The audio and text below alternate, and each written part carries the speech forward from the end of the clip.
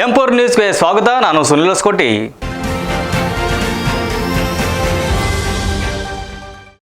BS Yediyurappa ಅಭಿಮಾನೋತ್ಸವಕ್ಕೆ ಗುಬ್ಬಿ ತಾಲೂಕಿನ 10,000ಕ್ಕೂ ಅಧಿಕ ಅಭಿಮಾನಿಗಳು ಚಿತ್ರದುರ್ಗ ತಲುಪಿ ನೀರಾವರಿ ಯೋಜನೆಯ ಋಣ ತೀರಿಸಲು ಸಜ್ಜಾಗಿದ್ದಾರೆ ಎಂದು ಬಿಜೆಪಿ ಮುಖಂಡ ಎಸ್.ಡಿ. ದಿಲೀಪ್ ಕುಮಾರ್ ತಿಳಿಸಿದ್ದಾರೆ.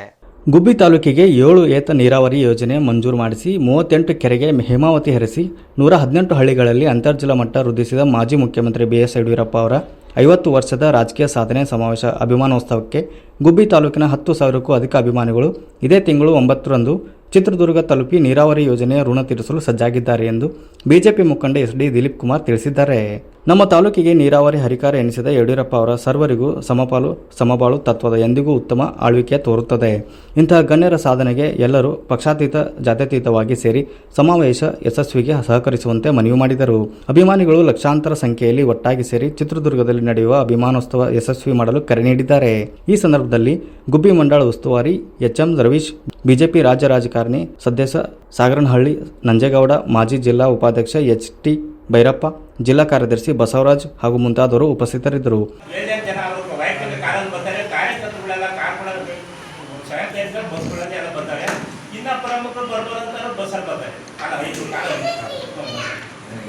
ರಾಜಕೀಯವಾಗಿ ನಿವೃತ್ತಿ ಆಗಿರ್ಬೋದು, ಪಕ್ಷದಿಂದ ನಿವೃತ್ತಿಯಾಗಿ ಸಂಘಟನೆ ವಿಚಾರದಲ್ಲಿ ಯಡಿಯೂರಪ್ಪನವರು ಪಕ್ಷ ತಾಯಿ ಸಮಾನ. ಯಾಕೆಂದರೆ ಪುರಸಭೆ ಸದಸ್ಯನಿಂದ ಮುಖ್ಯಮಂತ್ರಿ ಸ್ಥಾನದವರೆಗೂ ಪಕ್ಷ ಎಲ್ಲವನ್ನೂ ಕೊಟ್ಟಿದೆ.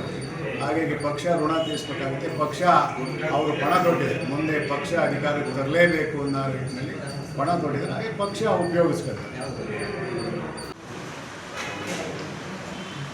ಅಭಿಮಾನೋತ್ಸವ ಇಡೀ ರಾಜ್ಯದಲ್ಲಿ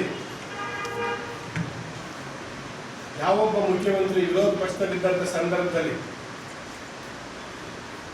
ಯಡಿಯೂರಪ್ಪ ಗುಡುಗಿದ್ರೆ ವಿಧಾನಸೌಧ ನಡಗಿತ್ತು ಅಂತ ಹೋರಾಟವನ್ನು ತೆಗೆದುಕೊಂಡಂತ ಯಡಿಯೂರಪ್ಪನವರು